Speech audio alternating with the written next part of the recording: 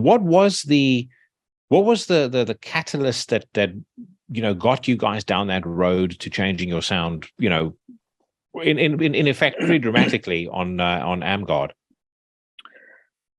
I think there are quite a few reasons for that.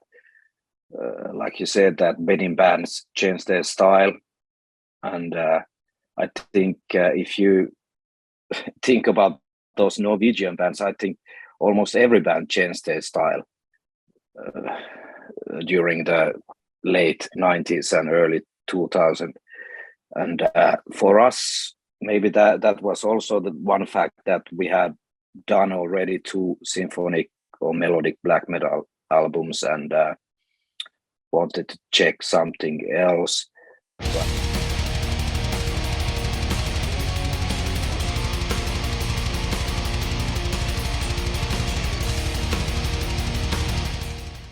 Greetings, everybody, and welcome to the first episode of Into the Necrosphere for 2023. I am back after an absolutely sensational holiday in South Africa, ready to slay posers and cast hexes anew, starting with a rip-roaring conversation with Timo Kontio of And Oceans. And Oceans are releasing an absolutely fantastic new record called As in Gardens, So in Tombs in the next couple of weeks. So Timo was on hand to discuss the record. We spoke about the early days of the Finnish black metal scene and a whole host of other topics. He is Finnish, so not the most talkative fellow, but we had a great conversation. Just one thing to mention, you guys will hear us referencing Christmas when we speak. This was actually initially meant to be a Christmas surprise for the waiting legions, but because of the fact that work got pretty busy and crazy right before I set off for holiday, I ended up not being able to do that. So I thought, let me just keep it in the bank, and I'll have something to kick off the year with. And as it goes, the new And Oceans record absolutely rips. So I'm sure you guys are going to enjoy this conversation. Also, a roundup of new music coming straight after my conversation with Timo. There are 2 records that have been and should be on your radar. The new Obituary, of course, and then the new Vothrosch, which I am very excited about. I'll tell you all about that after my conversation with Timo. And then, of course, by popular demand, the news rant of the week is back, where I go onto Metal Storm, check out the latest metal news headlines, listen to some new music, give you my thoughts and my take on some of what I'm hearing, and also some of what I'm reading. Sometimes it gets a little spicy, so if you don't normally stick around for that, make it your New Year's resolution to do so now.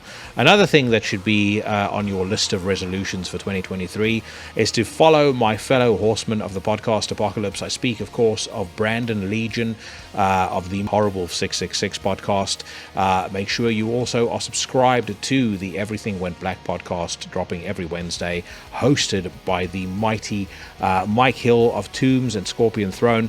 He is, of course, back on a Thursday alongside co-hosts Jeff Kashid and Mike Scandato with my favorite podcast of the week, Necromaniacs. And then every Sunday, Carl Haikara delivers the Devil's Message on the Lord's Day. Also, make sure, if you are new to this podcast, that you are hitting subscribe on your platform of choice. Follow the show on your social media channel of preference. I'm on Instagram, Facebook, and Twitter. And of course, head over to the Into the Necrosphere Teespring store if you want to check out any Into the Necrosphere merchandise. I did say last year, or at the back end of last year, that I'm going to be relaunching the Into the Necrosphere Teespring store at some point over the course of this month. Maybe push that out to February, because January is already turning into a pretty hectic month. Part of that is finding the time to record the epic 3-part best albums of 2022 countdown that I promised before I set off to the motherland. I have already got one of those episodes in the bank. That'll be coming your way next week. It features Nathan Glover of Gravier giving his top 10 records of the year, me counting down from numbers 30 to 21, and then Into the Necrosphere number 62, as things stand right now, is going to be a live stream episode. So mark your calendars for January the 31st. Guests to be announced, but I think you guys might recognize one of the guests, certainly. His name rhymes with Seven Sopper. We're gonna attempt to do a live stream. I don't know how it's going to go down, but I will hope that it is very successful. And it's also, I think, part of the idea of doing it is giving you guys an opportunity to interact with us, with myself, ask some questions, give your opinion on what your favorite records were of the last year. January 31st, 10 o'clock GMT. So. Unfortunately for my Australian friends, unless you work unsociable hours or are willing to wake up at unsociable hours, I think it might not be one that you can make, but I've tried to hit as many countries as I possibly can. So it is a bit difficult when you are at the head of a global phenomenon like Into the Necrosphere to get the time quite suitable for everybody. But I digress. The introductions are done. The housekeeping is finished. Let us welcome now to the podcast for the first time Timo Kontio of And Oceans. So first and foremost, I owe you an apology, mate, because I know it was me that cancelled last week. But in fairness, I will put my hand up and say that unfortunately, the UK's transportation network is not as resilient as the one that they have in Finland. No problem.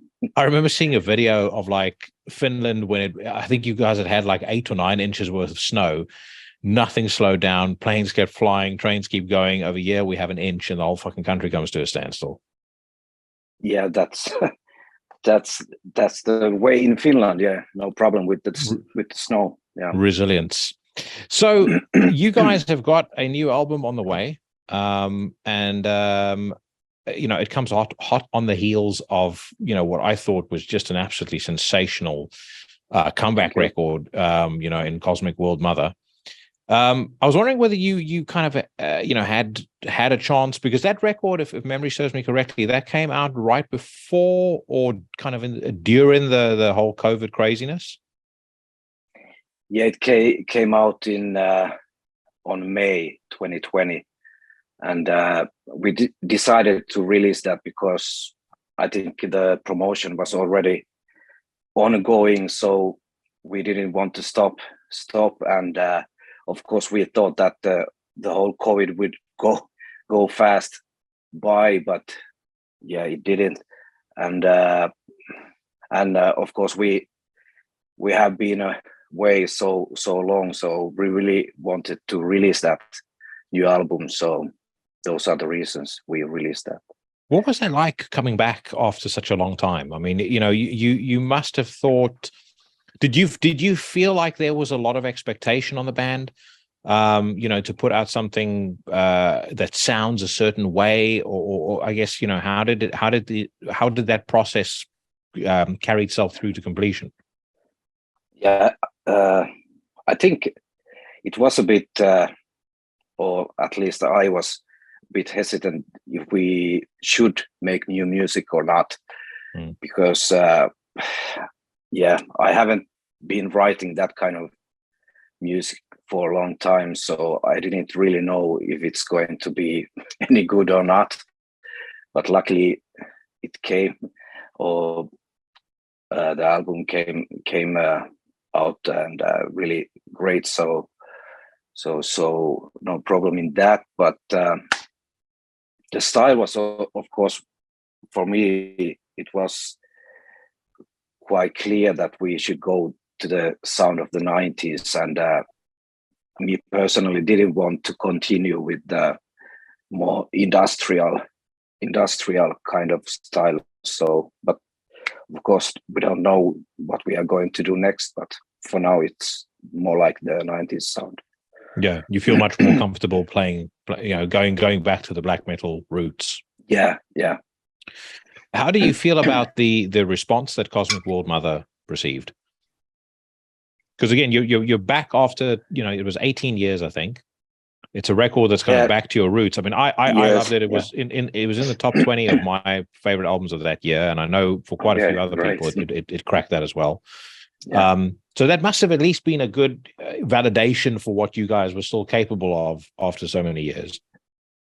Yeah, the feedback was really great, mostly. And of course, there were a few people that wanted to us sound more like those AM God and Cypher albums. And but yeah, this was our decision. So we are going to go with this. So, but yeah, the feedback was really great. So, what was it that convinced you to get the band going again, or to start writing music for And Oceans again? I don't know. We had one rehearsal back in 2017 during the Christmas time, when most of the members were here where I live, Pietarsaari. Most of those are from here, but don't live here anymore. But we all gathered here and played, rehearsed a bit of those old songs, and we made a short video and put it on Facebook or Instagram, and all of a sudden this Finnish media put some news about it on their site, and so And Oceans reunites. something like that. Yeah. What is this? And all of a sudden we got like offers for gigs, and then we decided to do a few gigs 2018 in autumn, and those went really well, and feedback was really great. So after that, we thought that why not making some new stuff for this band, and 1 year after that, we were already in the studio recording the Cosmic Word Mother. So. Did the writing come easy to you? Did it come easy to get that style of music out of your system creatively again? Yeah, like I said, I was a bit afraid first to start, but when I started, it came quite easily, and it was really interesting and great to write that kind of music again, because I have had like this melodic death metal and old school death metal band ongoing before this, so it was really great to write this kind of music again, and it was easy. Yeah. How old were you back when And Oceans got started?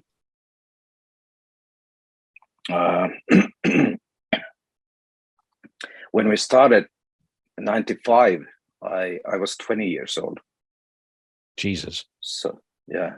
And had you played in bands before that? Not that old, but yeah. We started with our first death metal band, was it 89 or 90 already? But we released our first debut album 2018 or 19. So and then and how did the transition towards black metal happen for you? I think it was because the death metal scene was going down the drain or saturated, or most of the bands got really boring or changed their style to death and roll or whatever. So and of course those Norwegian bands came with their first albums or black metal albums like Dark Throne and Emperor and bands like that. So when I got bored with death metal, most of the bands, then I had to find something new. So it was quite natural to turn to black metal. Yeah.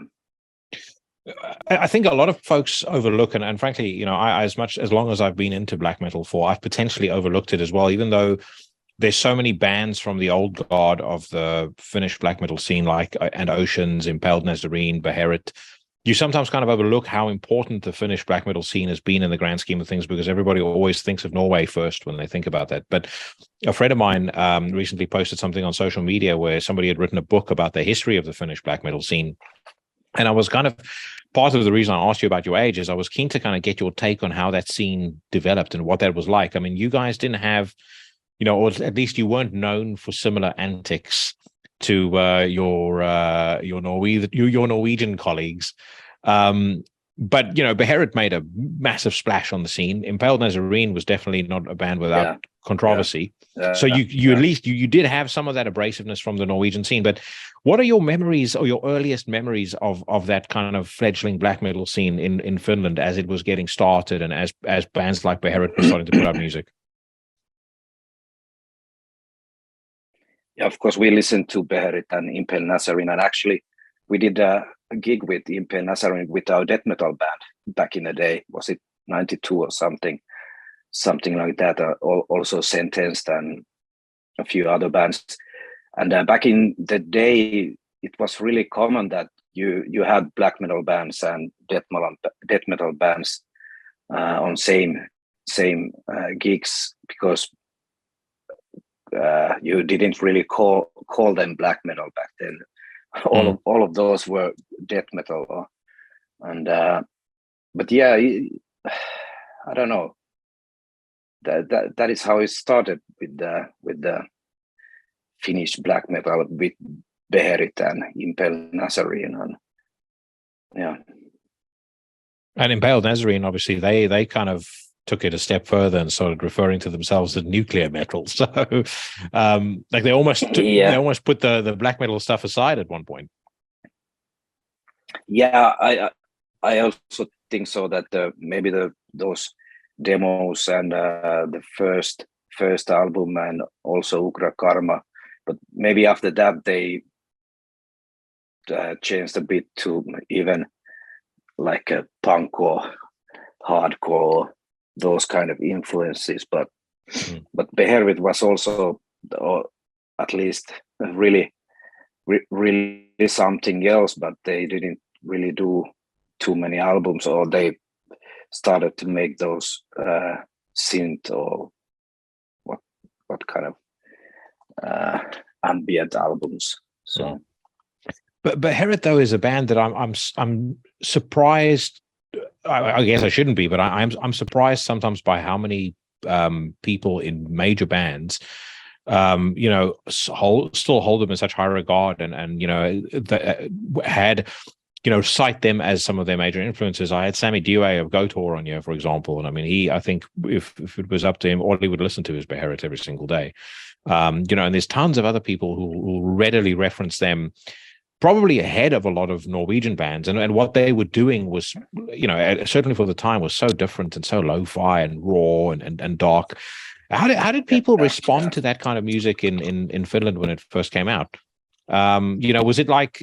Was it treated like an oddity, or were people just completely blown away by it? And did they feel like this is the next step in the evolution of Finnish metal?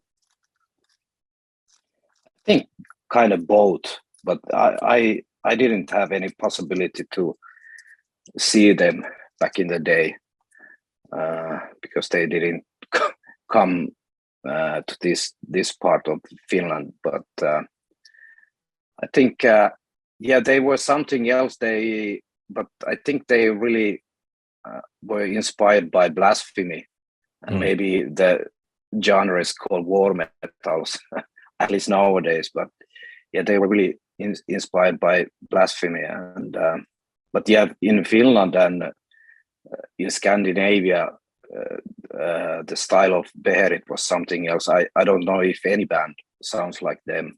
I don't think so. So yeah, they were really like oddity, but at the same time, really something unique. And what I have seen those gigs from YouTube or VHS back in the day, I think people were really into those gigs. So yeah. When the scene was kind of getting started, and I guess you were getting together with the guys from At Oceans, was there a scene? Was there a community? Did the bands interact much?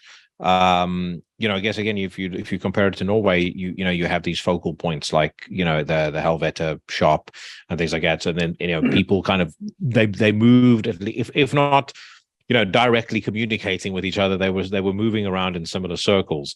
Was there any of that in Finland, or did bands just kind of all do their own thing, and you just all happen to be from the same country? At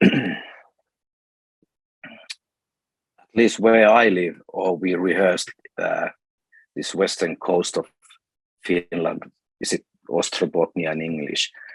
We didn't really have any bigger scene or place where we gathered or something like that. But maybe in Helsinki. But I think the late 90s, there was something or some kind of scene with this symphonic or raw or whatever black metal bands. So and nowadays it's really, I think the Finnish scene is really compact because you tend to have same guys playing every other band, and because you really want to get those familiar faces and friends if you need a new member or something like that. So how did you meet the guys from And Oceans originally? At least three was were in the Festday death metal band, and then the original drummer came with me because we started to rehearse totally different kind of music, but slowly turned to this black metal style. Or at least when we started with And Oceans, we really didn't play this kind of symphonic or melodic black metal. We really were trying to find our own sound.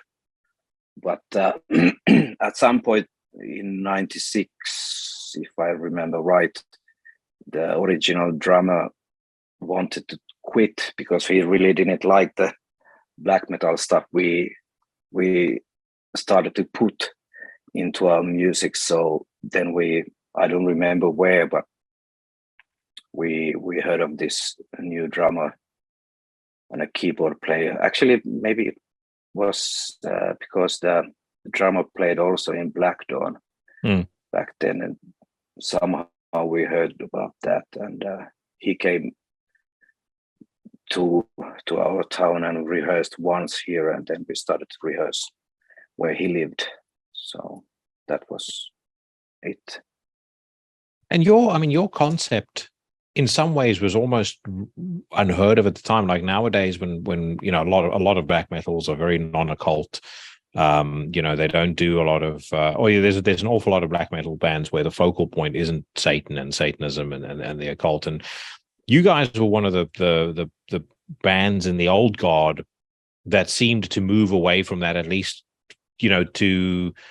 as insofar as not having it as kind of an overt part of the imagery and things like that.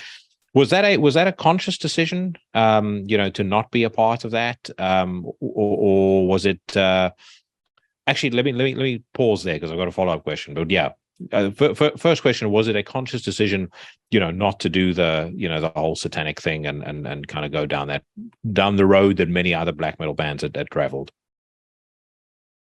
Yeah, I think so. The first thing was that we came up with this band name that really isn't anything like black metal bands should be called, but that was the first thing, and our original singer was taking this a step further, and he was really provoking people during our gigs, and sometimes they really understood that maybe that's a good way to think about these genres and stuff like that. But sometimes he really got into troubles, and he was threatened to get beaten and stuff like that. So, but yeah, that was our way to do things back then. We really wasn't following any traditional rules or whatever, if there are any rules. But where did the name come from originally? I think it was our original singer came up with that name.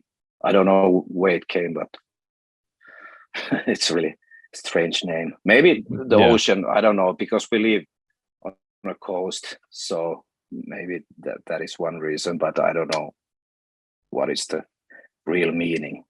I don't know if he even knows, but weed is the reason the name he came up with the name.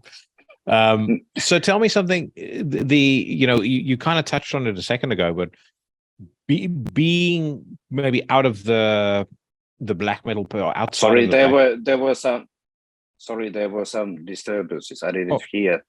No worries. I was going to say, being outside of the black metal paradigm, did you guys ever run into trouble from the more kind of conservative fans in the scene? You know, people that, you know, the folks that kind of expected you to wear corpse paint, expected the pentagrams and the inverted crosses and all that shit on stage? Not really, at least not here in Finland, because already back in the day we were doing gigs with Horna and Thai Serpent and bands like that here in Finland, and they all are friends of ours. So not really here, but maybe in the media, but of course we didn't have that powerful internet and social media back then.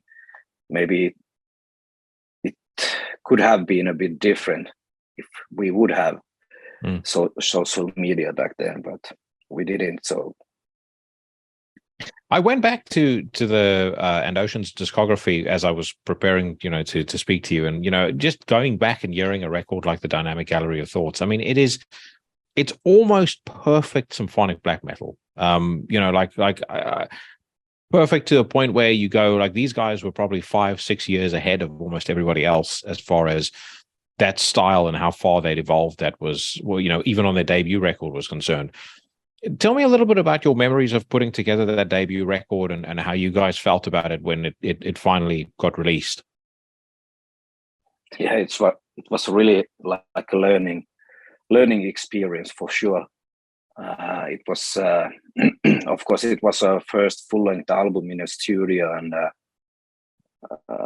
before that we had made only demos and really didn't know how to work in the studio, and maybe somehow you can really hear it that it's not executed that well, but for me and for the band and maybe even the audience or fans, it really doesn't matter, because you really have that certain feeling. And in black metal, I think the feeling is the most important thing, that it's not perfect playing or even timing or whatever. So but yeah, it was really exciting times, and we already had the deal with Season of Mist back then, and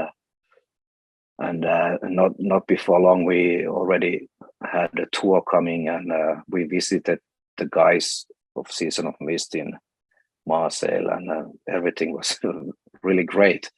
Like really new stuff was ahead of us.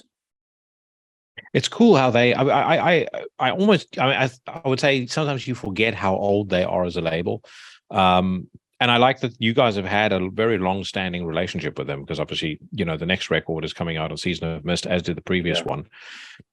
How have they changed as a label? You know, from your observation, how have things kind of progressed and evolved for them as a label? And I guess, what is it like working with them now versus what it was like working with them in the old days? Of course, they are a lot bigger. They have much more, or many employees there, and one guy is working with something and the other one is working with something else, and blah blah blah. And but I think the common thing that has been changed, it's not just with Season of Mist, but all the labels, that they really concentrate on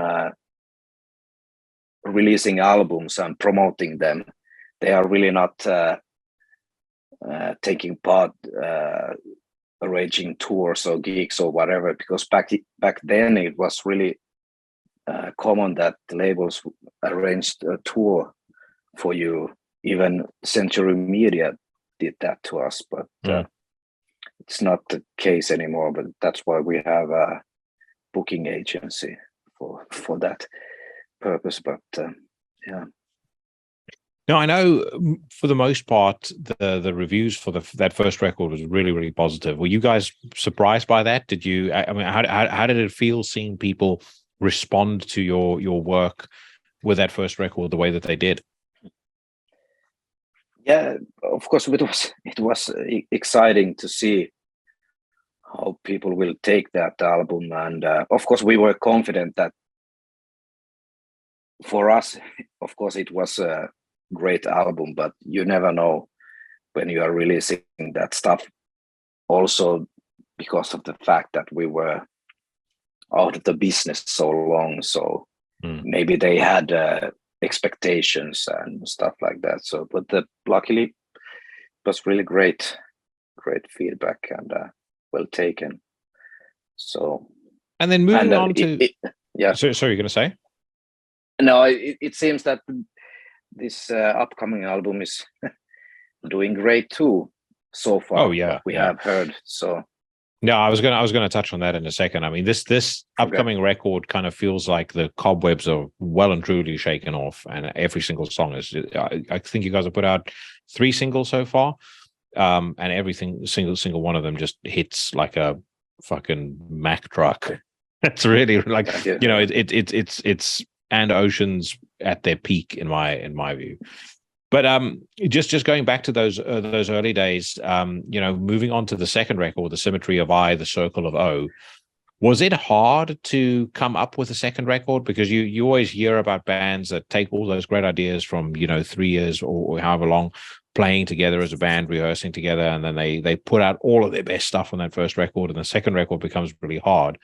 You guys turned your second record around really quickly because it came out about 18 months after your first. Was it difficult to do? Was it a record that kind of came easier? You guys already had ideas for it. Yeah, and actually we did release that split album before that. Yeah, with Norwegian Bloodhorn.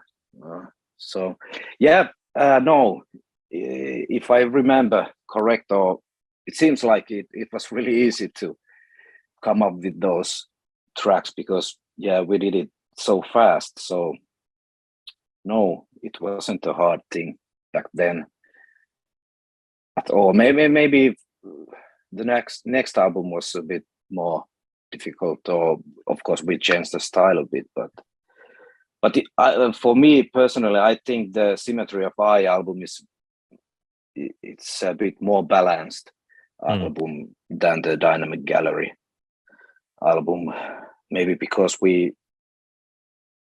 have been playing as a band a lot longer, and maybe we were a bit better prepared for the studio and stuff like that.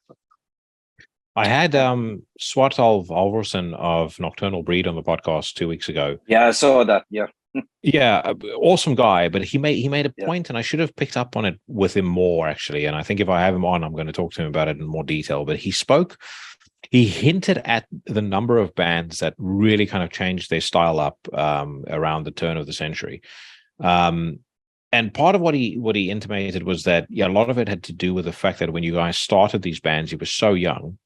And we were both men. I'm sure I think you're probably in your mid-40s. So I'm slightly younger. I'm 42 years old. But you change so much between the age of 20 and 30. You kind of get to the age of 30, and the boy that you were at the age of 20 is kind of it's sort of a distant memory. And he seemed to suggest that a lot of the changes that you heard in the music by these bands came from the fact that what was an expression almost of youth in those early records, that you guys are creatively felt that you like that had been done, so you wanted to move on and progress on to the next thing.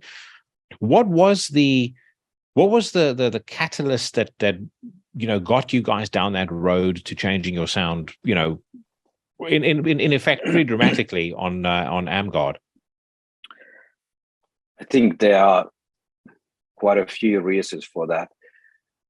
Like you said, that many bands change their style, and I think if you think about those Norwegian bands, I think almost every band changed their style during the late 90s and early 2000s. And for us, maybe that was also the one fact that we had done already 2 symphonic or melodic black metal albums, and wanted to check something else. But also of course we were inspired by other bands too, because we listen a lot to different bands. And for example, Arcturus from Norway released that La Masquerade blah blah blah album, and that was really really something else. And I think you can hear some stuff on our albums too, inspired by that. And maybe the fact also that our singer and our keyboard player were really into these ambient and some kind of noise and even dungeon synth bands and also industrial kind of bands. So I think those were the reasons we started to make something else.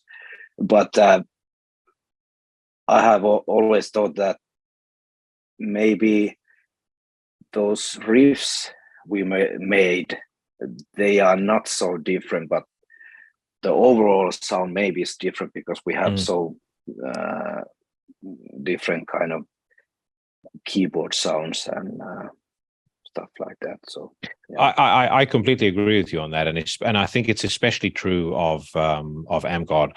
When I went back and I listened to that record, I was listening to it and I thought to myself, man, this is a lot more black metal than I remember it being. Like, I remember getting that record for the first time and going, what the fuck is going on here? But I also think, again, that's due to age, right? When I was young, everything is very narrow. If it doesn't sound like Battles of the North, it's crap. It's that sort of thing. But it's going back and listening to it, I think for me, it still very much sounds like a black metal record. It's definitely not as big of a difference as you had from like a say a band that you guys got compared to at the time, The Covenant, moving from In Times Before the Light to animatronic. I mean, that was a real change. I mean, it was a completely different band, really, in terms of how they sounded. Were, of course, Nexus Polaris in between, but yeah. And Nexus Polaris maybe helped bridge that gap to a degree because they brought more of that avant-garde, almost that Octurus kind of sound. But I mean, when they went from actually, maybe that's the fair thing to say. When they went from Nexus Polaris to animatronic, and then, I mean, arguably even worse, Seti or whatever the hell they call it. That was really like, you'd be like, what the fuck's going on here? But then obviously you guys kind of doubled down on that as well. Did you get a lot of blowback on AmGod from fans of the early stuff? Yeah, that's the same thing nowadays too, that some people really had been waiting for us to make AmGod or sci-fi style of music, but I think that the most people really wanted us to go back to the two first albums, I think. But really, that really doesn't matter, because it's the main thing is what we wanted to do, and this is what we wanted to do. So the thing is, for me always as well, I've always enjoyed bands more that do that, because I've said many times I would rather a band do something that, even if it's not something I necessarily like, if it's an authentic expression creatively to them, then it's going to sound more convincing. So a good example for me of that is a record that a lot of people hated that came out not entirely at the same time, but almost the same time as AmGod. Paradise Lost put out Host. I remember when that came out, people absolutely detested it, and I loved it. I thought I was like, this still sounds, at its root, it sounds like Paradise Lost. But the difference is it's just, Paradise Lost, obviously the guys are listening to an awful lot of Depeche Mode, and that's why it sounds like it sounds now. But it still sounded more authentic to me. Like, I would take that over, as an example, the last couple of records that Slayer did in their career any day of the week. Because you can hear on those last Slayer records that that's not really the music they're interested in making anymore. It just sounds like they go, well, here's what a Slayer song should sound like, so let's write in service of the blueprint, rather than let's write what we feel. But the thing is also that if you start to make compromises with your own music, and everybody knows that the music business is not really easy business nowadays. So if you start to make compromises and you are not really into the music you are doing and you don't like it, I think you really cannot do that anymore. So you really you really have to do the music you like in order to continue this shit show, so to speak. And so after splitting fans down the middle, you guys decided we're going to double down and we're going to put out Cypher. so was that I mean, is that like, how come you decided to not relent, I guess, in the face of some of the criticism and really kind of push that industrial element of your sound even more? I think that well, maybe there were some disturbances again, but the short story about Cypher is that I didn't really make that many songs to that album, maybe 2 or 3, and the reason that it sounds so different is that we got a new guitar player back then, Bizarrekult, and he made quite a few songs to that album with Kenna, and they lived in a different city than me, so they did quite a few songs there by themselves, and maybe that is the reason it sounds so different. But that is the sound of And Oceans 2003. I was about to say, and then that evolves into Havoc Unit, and you guys put up the one record as Havoc Unit. Why did that end up coming to an end? Maybe I remember those last rehearsals with And Oceans, and we made that split with And Oceans and Havoc Unit, and actually all the members were the same. Yeah, something we did back then, crazy stuff. But just to fuck around with people. Yeah. But the thing is that the sound was changing too much back then, and we decided this is really not And Oceans anymore. Then we thought that maybe we should start a totally new band. And actually, not all of those And Oceans members joined Havoc Unit, so it's a totally different band than And Oceans. Yeah. I mean, and then you fast forward to kind of And Oceans being in some ways resurrected, and obviously you guys have, in terms of the lineup now, it's just you and Timo that are the original members. The rest is all new. Yeah. Actually, we started with really the original drummer from '95, but he wanted to step aside for some reason during 2018, and we also had almost our original bass player, and actually he did those comeback gigs 2018, and the original keyboard player should have been with us too, but there were some communication problems, so at some point we decided that if we are continuing and effectively we have to make some changes, and we found this new auntie, so to speak. So, and at some point we also had to part ways with our original singer. That was really tragic, but yeah, it was something we had to do. Otherwise, I think there would be no And Oceans anymore. So how come? But I don't want to go to any details, but it was a bit difficult times, and if we started to have booking agencies and should make decent gigs and be like a professional band, there were some things that was preventing to have that original singer, so we had to part ways. But yeah, we are still friends, so no bigger drama there. But yeah. But it just it just got to its natural end as far as the creative relationship is concerned. So obviously you guys are putting out As in Gardens, So in Tombs on the 15th of January. And then what's the plan straight after that? Would you be going on tour? 27th, yeah. Oh, is it on the 27th now? Yeah, that's the actual release date. I think the 15th is maybe for the digital and the streaming or something like that. I should have done my homework. That came off the Metal Archive release date. I'll give you a fun fact though. 27th of January is Jason Mendonça of Acrococker's birthday. So it's a good day to be releasing black metal. Yeah. But yeah, so that record comes out then, and is the plan to go on tour, play festivals? What's the plan for you guys after that?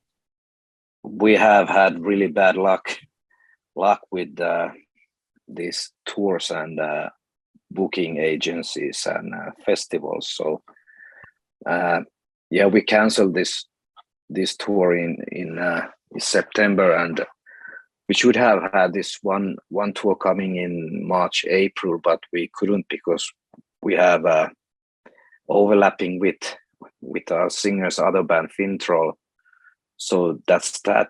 But our current booking agency, Redback Promotion, is planning a tour for us later next year. So hopefully we will have time to do that. And we were changing our booking agency later in summer, so it was too late for the new booking agency starting to book for the next summer festivals, and actually we are already late for those. Maybe we can get some festival slots, but it's really difficult. And that is one reason also because of the COVID. This year's festivals maybe was from the 2020 roster, so it's really difficult times now, and all the expenses and blah blah blah. So it's really expensive to fly and get those nightliners, and but we are trying to fix a tour next year. And then you still have Festaday and Magenta Harvest as your other projects. Do you have anything else going outside of those two? No, and actually we are maybe stopped totally with Magenta Harvest because I don't really have time for 3 bands, and actually we don't have a drummer, so that is the reason we stopped with that. And but with Festaday we are making tracks for the new album. So, but other than that, nothing else. I think it's really enough for me to have this and Oceans and Festaday, and of course we are already making new stuff for the next album. So, and Oceans. So awesome. And that is that going to carry on down the black metal track? Is that kind of where you feel your lane is right now? I don't know yet. Well, of course, those stuff I have made, they are. We're going to make Amgard too. More or less the same, but yeah, we have to make quite a few songs, and then we try them out with the whole band, and of course the keyboard sound and stuff will really determine what the overall sound is. So we don't know yet, but we'll see.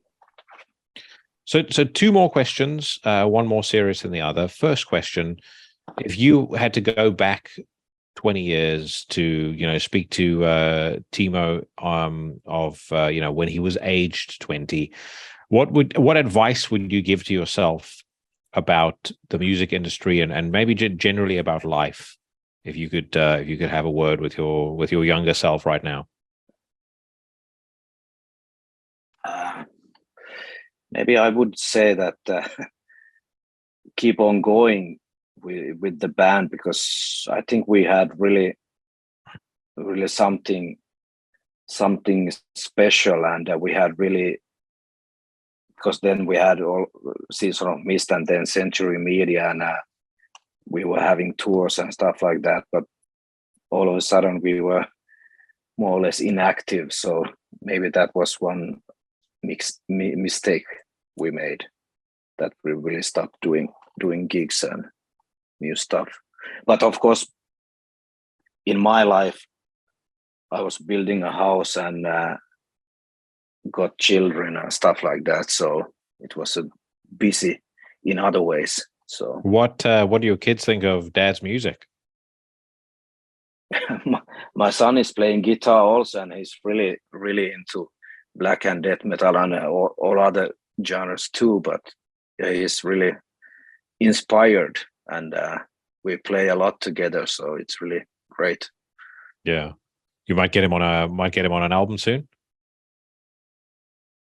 Sorry, you might get him to play on an album soon. Yeah, why not? Yeah. So, final question: what does a Finnish black metal legend do on Christmas Day? Considering that people are going to be seeing this on Christmas Day, so how would you be spending your time? I would assume devil worship, demonic incantation, that sort of thing. Yeah. Maybe not. For me, Christmas is family,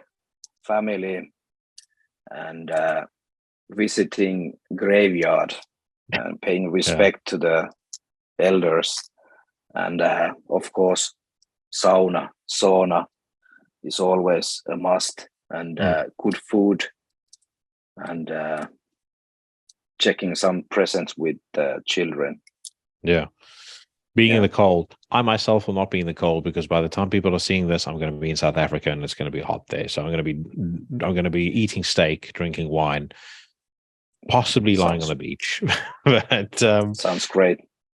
Timo, thank you so much for your time, my brother. Thank you. And very much looking forward to hearing this whole record end to end. As I said to you, I've loved what I've heard so far. It's got a lot to live up to, because I really like Cosmic World Mother. So I will catch you guys down the road for sure. Okay. Thank you for this interview. My pleasure, brother. Take care.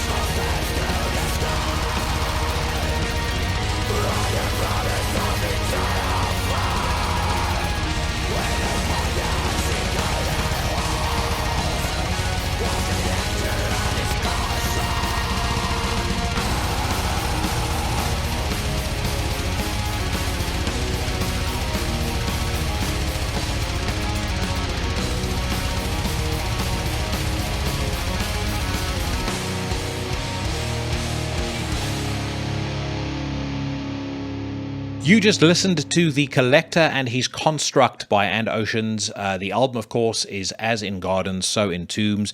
It is due out on January the 27th, courtesy of Season of Mist, and I have heard it already. It is absolutely fantastic. If you liked the previous And Oceans record, you are absolutely going to flip over this one. So make sure that you check it out. I will post the And Oceans Bandcamp link in the description of this podcast. And if you do want to buy some music or show your support with purchasing some merch or something like that, then head over there and let Timo and the gang know that it was old Jackson at Into the Necrosphere that sent you. But a big thanks to him for coming on the podcast. And like I said, we did record this prior to Christmas, so hence why you might have heard a bit of a reference there, and also why I am slightly, only very slightly more tanned right now than I was when I recorded that one. So let's talk now about some new music. Obituary, first and foremost, have returned with their new record, Dying of Everything. It is out via Relapse Records. Obituary, of course, need no introduction on a podcast like this. If you don't know who they are, most likely you have stumbled onto this podcast by mistake. And if you've made it this far, I do certainly applaud you. But anyway, Dying of Everything is, I frankly have lost count of how many albums they've put out, but it's the follow-up to their self-titled record that came out in 2017. I didn't particularly enjoy the self-titled album. I did think it was better than Inked in Blood, which they put out in 2014. But I must confess, Obituary have been on a bit of a downward slide, in my opinion, at least as far as recorded output is concerned, over the course of the last decade. I actually heard some of those Inked in Blood songs and some of those self-titled record songs live, and they sounded really, really good on stage. On the albums, they just didn't do much for me, and that's coming from somebody who has shown this band a hell of a lot of leeway, or critical leeway, I should say. I actually liked Executioner's Return. I thought Darkest Day had its moments. Frozen in Time, I think, has some fantastic songs on, and I even enjoyed Will Demise and Back from the Dead. What I will say about Dying of Everything, there are a couple of reviews that I've seen that reference the End Complete and compare this record to that. One guy, I believe, even said that it's the best thing that Obituary has done since the End Complete. I don't want to throw any accusations around willy-nilly, but I will say that if you compare this album to the End Complete, I am going to suspect that there's some cash that's been moved around.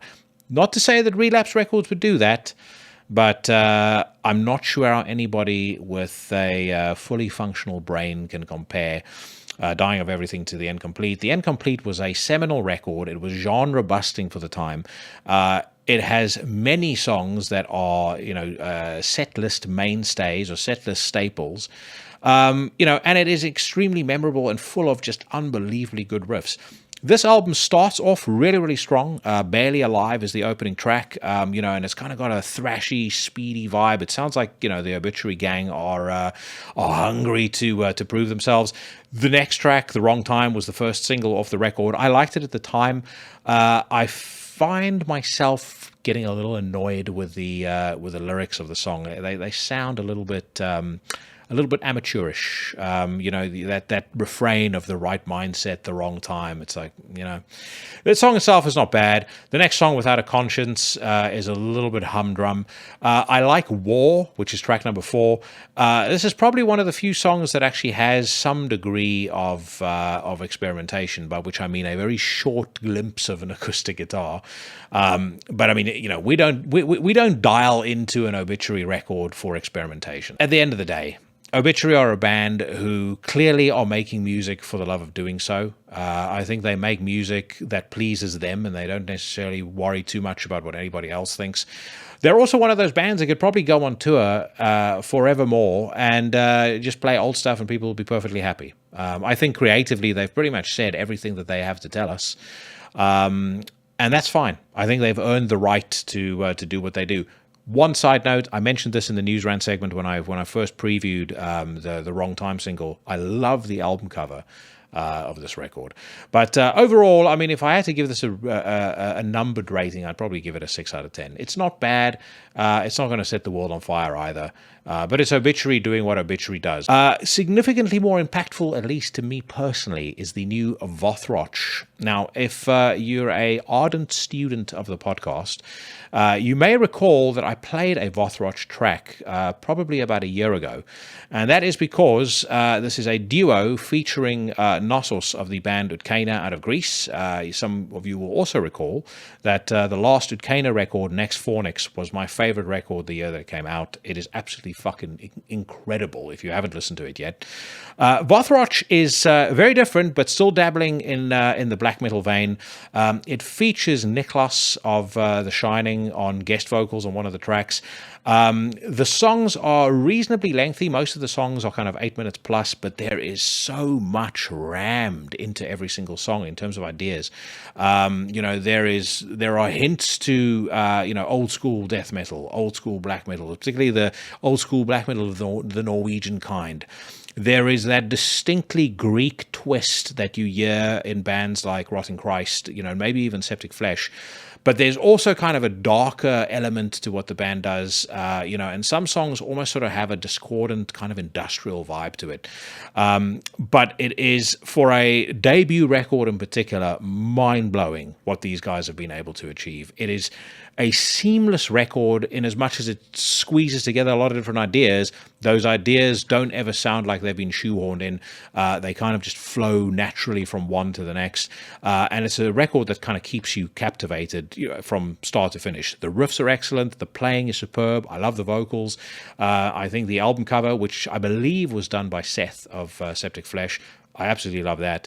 And I just think the record as a whole is a dynamic, very ambitious and incredibly enjoyable piece of work. And kudos to these guys for putting out such an absolutely solid debut record. Very excited to hear more from them in the future. So I'm going to play one of my favorite tracks off the album right now. This is off the record Odium, available right now on Hammerheart Records, a song called Sinner.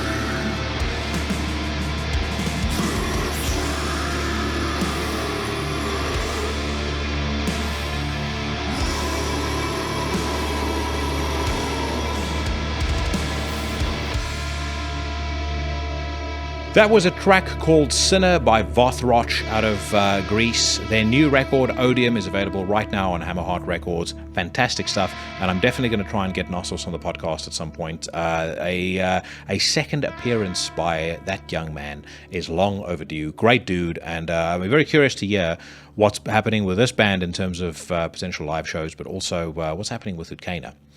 Now, my friends, if you take your coffee with a dash of soy and a side of social justice, it's time to run for cover, because this is the weekly news rant. So let's start as we always do on Metal Storm. Just a reminder once again, I know I've thrown props these guys' way many times, but if you're new to the podcast, you should know Metal Storm, in my opinion, is one of the only metal news websites that I follow with any degree of consistency. In terms of how frequently they update it, and also the bands that they cover. There is no one else that's better. So do show these guys some love if you're not already doing so, because they really do a fantastic job. To no compensation, as far as I can tell. Like, there's not a whole bunch of ads and stuff all over the website either. So I imagine this is a labor of love, much like Into the Necrosphere. Anyway, we start off with a headline here. Suotana debut new song. I've never heard of Suotana before, but it says here to promote their forthcoming studio record, Onus 1, Finland's Suotana premiere, the first official single called Through the Mammoth Valley. The new outing arrives on March 17th, 2023. The band comments, as a band, we've been waiting for the moment when we can finally present new music to you. Through the Mammoth Valley shows right from the start what Suotana is all about in 2023. It was already clear when creating our upcoming album that this song will be the first single. Musically, the song mixes the band's old and new sound, and at the same time reflects the entire work of Onus 1. In the music video, conjured up by a wonderful working group, the freezing air tore all the artistic talent out of its creators, and the end result can now be enjoyed. Let's check it out.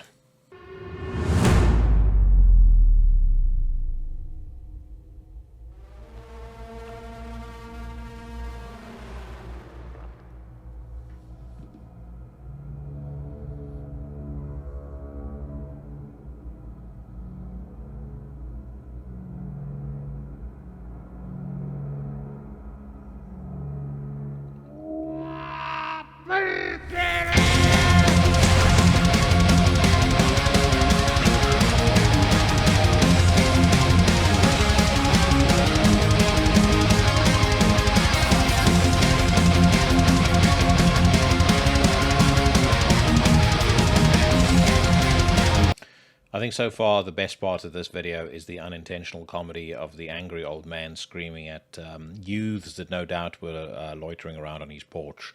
Because that opening riff, that melody, that's not for me.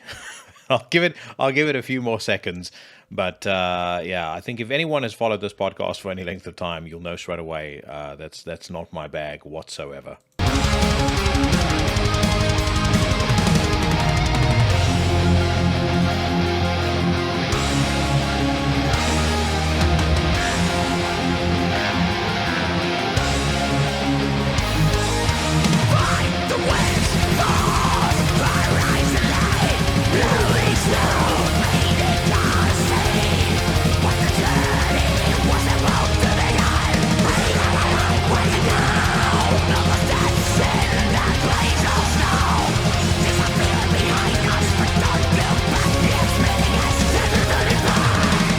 Based on recent form, I'm actually expecting that old man to strip down to his underpants at some point and start running around in the snow, because we've seen an awful lot of that as an ongoing theme with bands like this when they release music videos.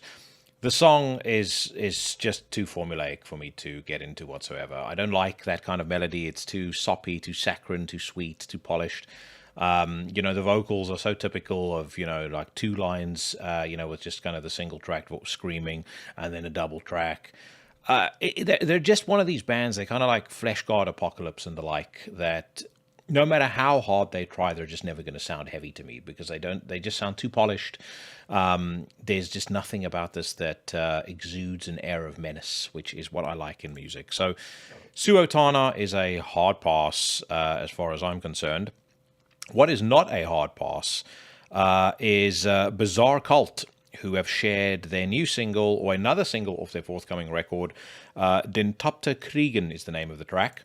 Acolytes of Into the Necrosphere will know that Bizarrekult's debut record, which if memory serves me correctly was called Der Sist, actually made it onto my, I think it was either 13 or 14 in my albums of the year for 2021. And I mean, it was absolutely superb. I'm very, very glad that they are now affiliated with a label as strong as Season of Mist. And you'll hear me talk about this next week with Nathan. It's a really exciting thing that, or actually, I should say, let me backtrack and say this. One of the things I have found most enjoyable about the groundswell of great music coming out over the course of the last couple of years hasn't just been the fact that we've got established bands putting out fantastic work. It's the fact that so many of the bands that are putting out stuff that are really grabbing my attention are new bands. Bizarrekult being one of them. They've done stuff that pays as much tribute to the old masters, as it does kind of draw on a lot of other eclectic influences. And so far, what I've heard off of this forthcoming record seems to me like they've just kind of taken it one step further, which I'm extremely happy about. And of course, we'll definitely do another Bizarrekult interview on the podcast at some point in the not too distant future, I think. Anyway, it says here, as part of their soon-to-be-released studio album, Den Tapte Kriegen, Norwegian progressive black metal band Bizarrekult now stream Andrew Bam-directed music video for the title track. Let's give this a quick spin.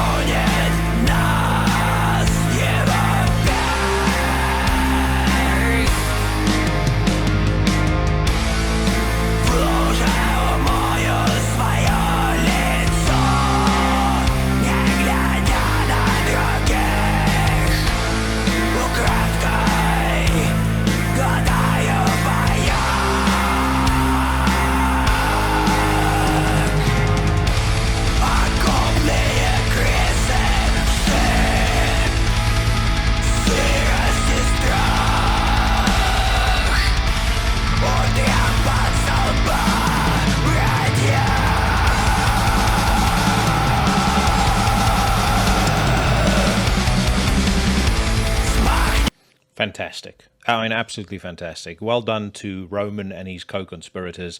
This just hits all the right beats for me. I like the atmosphere. I like the darkness. I like that clean guitar that's kind of overlaid over the main riff at the start. The music video is pretty cool as well if you're watching this on YouTube. It's kind of got like a military feel to it, but nothing cheesy about it. And it actually lines into the music really, really well. I can't remember really too many black metal bands using the kind of military vibe, unless you're talking about like old school war. But this is, modern warfare, and clearly in reference to what's going on in the Ukraine. But like I said, I didn't expect this to be poor. So far I'm just getting more and more excited about this Bizarrekult record. Like I said too, great that they are getting or at the very least, it seems like Season of Mist are throwing a lot of weight behind them and are as excited as I am and as all of you should be about this forthcoming record. Let's give it another 30 seconds.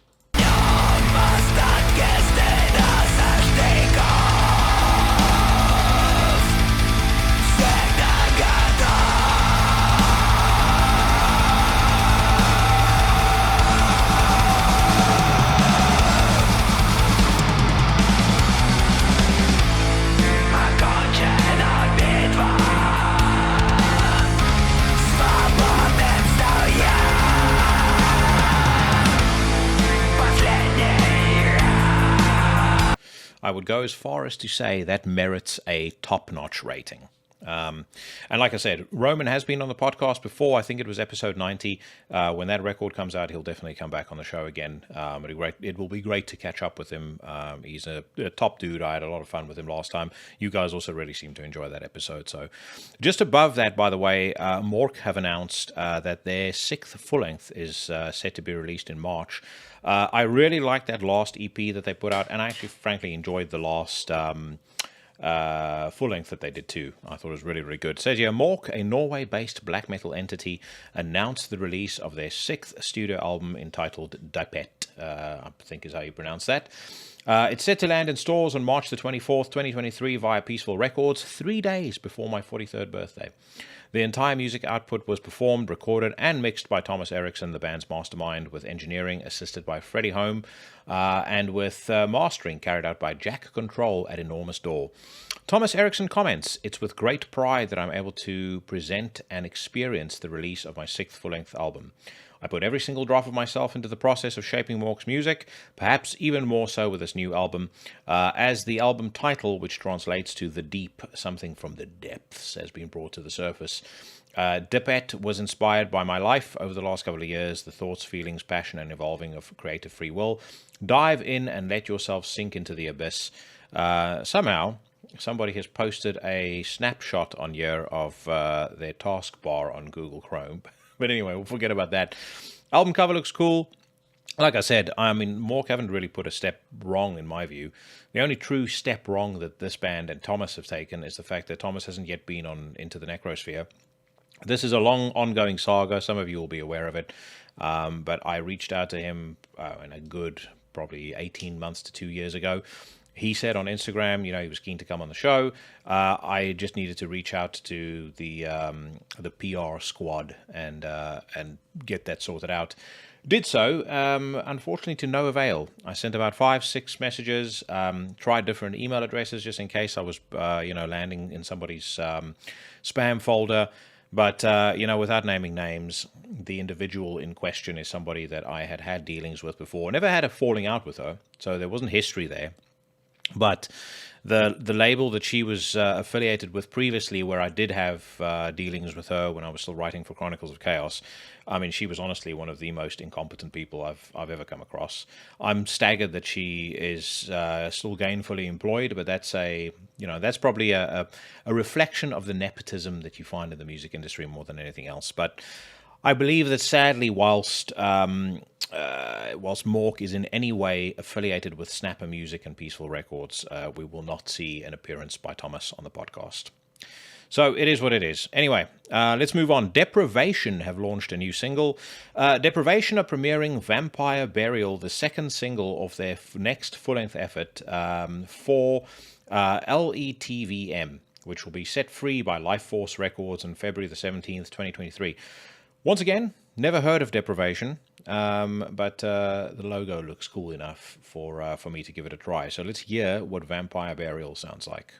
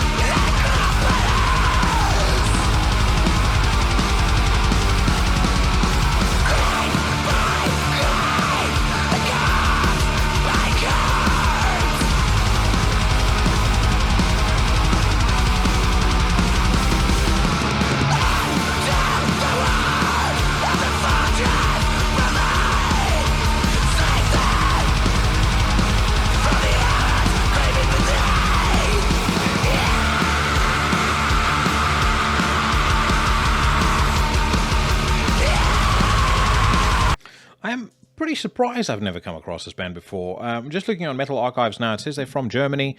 This, of course, as the title suggests, is their 4th full-length album. And they make a combination of black death metal and crust. But yeah, never heard of them before, but I actually don't mind the song whatsoever. It's not going to win any prizes for originality, but they're. I'll say this about them: if you listen to like the drums as an example, that little sort of rolling double bass bit that they have in the verse, they seem to be a band, at least from the 1 minute 14 seconds that I've just listened to there, that don't do anything particularly original, but everything that they do very well. So yeah, I quite enjoy that. It's quite a catchy tune as well, particularly by black metal standards. Let's give it another few seconds.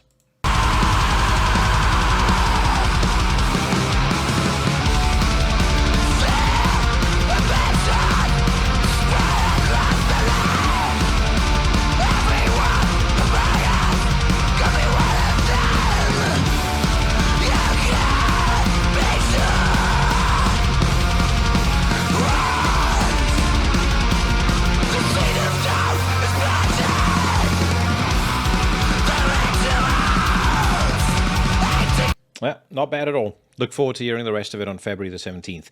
On the topic of German black metal, some of you guys will have seen, I mentioned it on Instagram, the folks at Reaper Fest have also mentioned this. So two things. One, the great, legendary Ultha are going to be performing in the UK on July the 29th. They are going to be doing their new record in its entirety at Reaper Fest in Derby. And I'm going to make a rare appearance in public. So Ralph dropped me a note to say that they were going to be here. Of course, I would never pass up the opportunity to hang out with him in person or to see Ultha play live. So that's definitely going to happen. And then I've been talking to the Reaperfest folks about how I can support them and get involved with what they're doing for a while. So they announced it last week. I am the official, or Into the Necrosphere is one of the official partners of Reaperfest. So most likely some of the bands that are going to be on that festival you'll see interviewed here. Who that is, I'm not 100% sure yet, but I will also be there on July the 29th. So I think the venue is called the Hairy Dog. If you're in and around the area, mark it in your calendar now, and hopefully I see a couple of you guys there. I get to shake a few hands and drink a few beers. Paige is going to be coming with me in a even more rare public outing for her. So I'm very much looking forward to it, and I'm going to do some in-person interviews there too. So like I said, that's going to be a lot of fun. Lots of cool stuff to add on to the podcast as well. Right, let's move on. Twisted Sister announced one-off reunion show. This, I believe, after promising that they were never going to play any music again. I believe Dee Snider said that he was never going to perform live again. But this is also coming from the man who said recently that Ronnie James Dio wasn't a good frontman, nor was Robert Plant. So I assume all of that hair dye has started to impact his brain, because only a man who is off his fucking rocker would say that Ronnie James Dio wasn't a great frontman. I mean, he might not have run around on stage like Axl Rose or, had the machismo of a Phil Anselmo, but Jesus Christ. I mean, firstly, he could sing. Secondly, he had so much presence on stage. He didn't need to do any of those things. And I'm one of the folks that have spoken over and over again about not wanting to see a band just go through effectively a glorified rehearsal on stage. But I think you also have to lean into your personality. I mean, not everybody can be, Randy Blythe. Let's take his personal faults aside, but on stage he's pretty damn good. Not everyone can be Randy Blythe. Not everyone can be James Hetfield in his prime. Not everyone can be Attila. I just think you have to lean into what works for you, to your personality, and just crank the volume up. And I think Ronnie James Dio did that incredibly well. I mean, I think Dee Snider did that incredibly well too. I mean, I may not necessarily like the bloke personally, but like I've said to you, you go back to that Twisted Sister best of compilation that came out years ago, Big Hits and Nasty Cuts. Obviously, the first side, like CD one with all of the main hits, that's trash. But when they do they've got like a recording that was done, I think, at the London Marquee. I believe it was somewhere in the 80s or like the early 90s. But some of the songs that they do there is really, really good. And he's a great frontman on there. But, don't be running your mouth about Dio. That's the lesson to take away from this. There's some people that you can have an opinion on. There's some people that you can't. And Ronnie James Dio, in my view, was the best vocalist that Sabbath ever had. Don't give a shit what anybody says about Ozzy. He was one of the best singers, period. And that is the end of the discussion. Okay, Memoriam have unleashed another single off their forthcoming new record, Rise to Power. Memoriam, of course, featuring Cole Willits of Bolthrower. The song is called Total War. The next full-length installment is called Rise to Power. I quite liked that last single that they put out. I liked it enough to actually backtrack a little bit on my previously held opinion about Memoriam. So excited to hear what this is all about. It says here the new record is due out on February the 3rd. Let's give Total War a quick listen.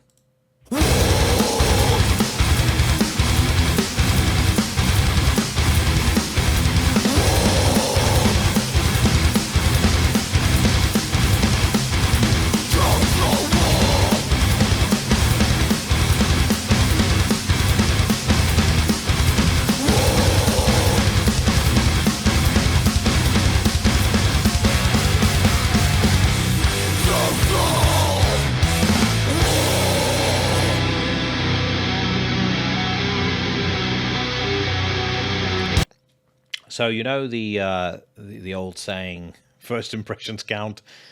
My first impressions of that opening riff is fucking abysmal. I mean, that sounds like the sort of nonsense that you do when you're, I don't know, warming up in the rehearsal room or something. It sounds terrible. So as much as I had a lot of love for that previous Memoriam single, they had best step up their game for the rest of this song.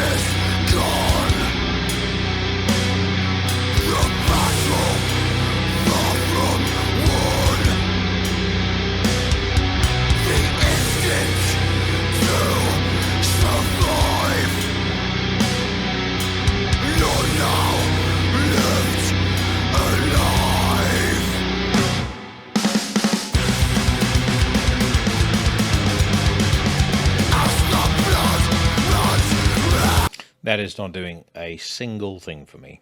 I like the verse. I think the melody on that verse is quite cool. Big throwback to Bolt Thrower.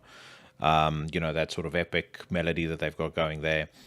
And then it kind of goes into that speedier bit there, and I can already tell it's just not gonna do it for me. If I want to hear this kind of music, I will listen to the Fourth Crusade, or I will listen to Mercenary, or I will listen to Those Once Loyal. Those three records, in my view, are faultless. And Memoriam, as I said, has been patchy at best. It's so sad, actually, what happened there. I mean, notwithstanding just the fact that the drummer passed away, but they just that they didn't feel like they wanted to continue the band with him without him. Sorry, because I do think that with Those Once Loyal, they really were hitting some serious peaks. But that's their prerogative to do, and I guess I completely understand when people are in a position where somebody in the band passes away or somebody leaves and they just don't feel right continuing without that person. So anyway, let's move on. Citalis are a band out of Sweden. It says they've put out a new standalone single. Black metal operatives from Sweden, Citalis, are pleased to share a brand new standalone single called Thy Offering. You can check it out via the YouTube player down under. 3 upside down crosses in their logo and almost a pentagram, so that's definitely worth listening to. Let's give it a whirl.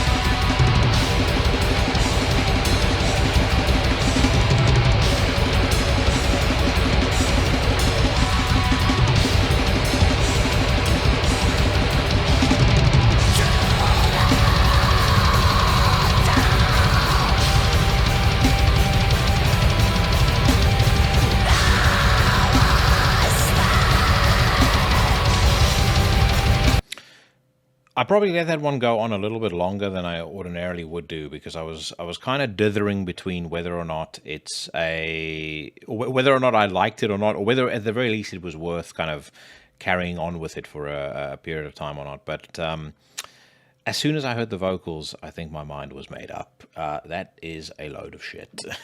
I mean, the opening riff isn't too bad. The drumming is reasonably substandard, and then you've got something that, you know, in terms of the vocals, it sounds like a fucking cat trapped under the back tire of a car. It's that's total shite.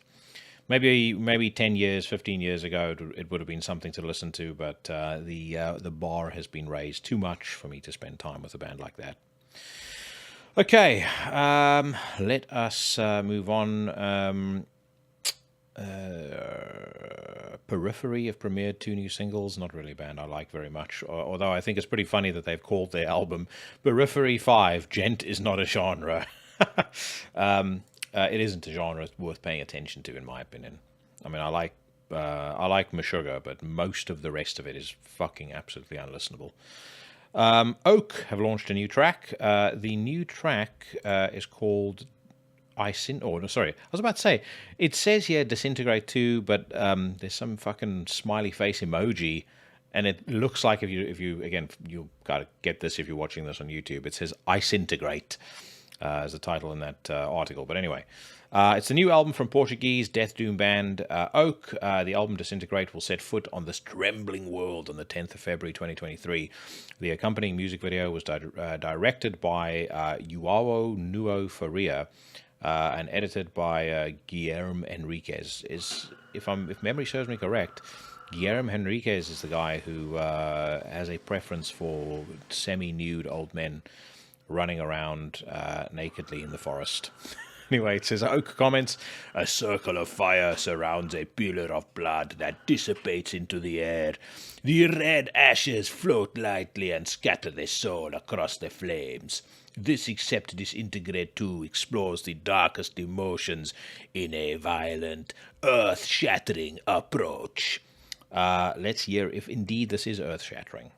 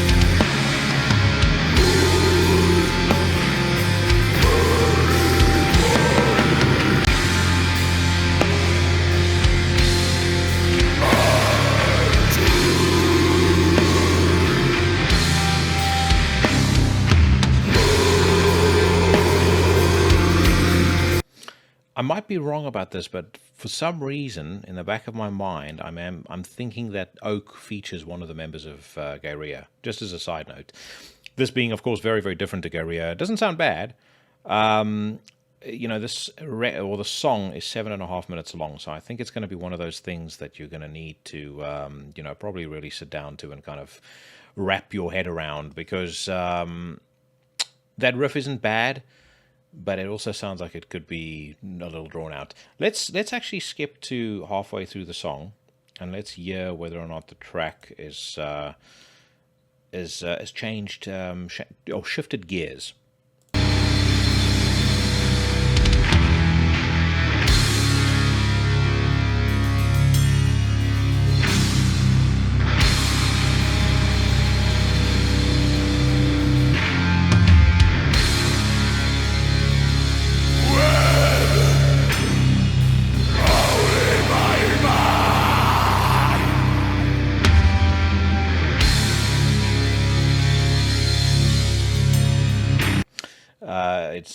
It's found a way to shift down several gears there. I don't mind it. I like the vocals. And as I said, I don't think the riff is bad, but I don't mind slow music whatsoever. But it kind of has to be. There kind of has to be a bit of something else to juxtapose it. You know what I mean? Like you have to have something that keeps you interested. And sometimes I find with a lot of the doom bands, which is why I don't really like funeral doom and things like that. They just carry on a bit too long for me. Like if I think about slow that works for me, Exuvia by Ruins of Beverast is a great example of that. Many of the tracks on that record are pretty slow for the most part, but there's always something interesting going on and something to kind of keep you interested. Keep you wanting to hear more. Some of the funeral doom bands, they just don't do it for me. I say some, most. Okay. Anyway, let's carry on. Prong are back with a new single called Breaking Point. I've said this before, we'll say it again. If there's one thing that Jamie Jasta and I can agree on, it's that if you play Snap Your Fingers, Snap Your Neck anywhere near me at a show, then fucking watch out. I'm coming out of Mosh retirement immediately. It is a fantastic track. I actually think Cleansing and its successor, Rude Awakening, are more or less flawless records. Flawless metal records that should have gotten an awful lot more attention than they did at the time that they came out. Subsequent stuff that Prong have put out have been very, very hit or miss. Like I feel like there's always one or two okay songs on every album, but then there's an awful lot of fucking crap. But I also saw them live a couple of years ago. The show was with Prong, Exodus, and Obituary. All three bands were on fire that evening, but Prong really, really put on a fantastic show. I mean, playing like a couple of young bloods. I think this is the first record they've done in quite some time as well. So interesting to hear what they have come up with. It says here, Californians Prong have returned with a brand new standalone single called Breaking Point. You can stream it now via the YouTube player together with an official lyric below. Prong originator Tommy Victor on the new single. The origins of the song happened during the waning part of the pandemic. I have to admit that I came up with the main riff while we were out on the Black Label Society tour. I guess that would make sense to some. There was so much insecurity going on. What we were told kept changing. The crowds on that tour were so intense. It seemed like everyone was just sweating out all this frustration. Everyone was just fed up. I think that sentiment has remained and even grown with a lot of people. It's a general frustration in the world type song. He has, again, typically been very good at writing those types of songs. So expectations aren't. I'm gonna manage them, but I'm optimistic. So let's hear if that optimism is misplaced.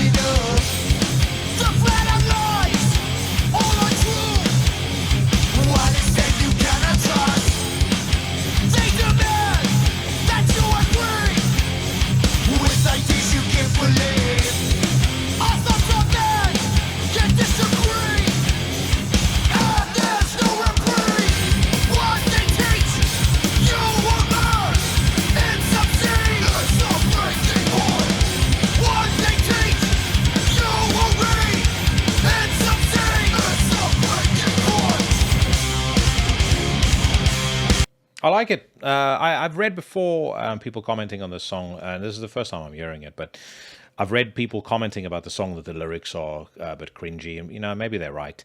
Doesn't bother me that much. I mean, there's other way more cringeworthy lyrics, by big bands putting out albums, possibly even this week. So that doesn't really bother me all that much. But I think the song is pretty cool. It's a bit of a throwback to Cleansing. I feel it has that really kind of tight, bouncy, groovy vibe that I liked about that record.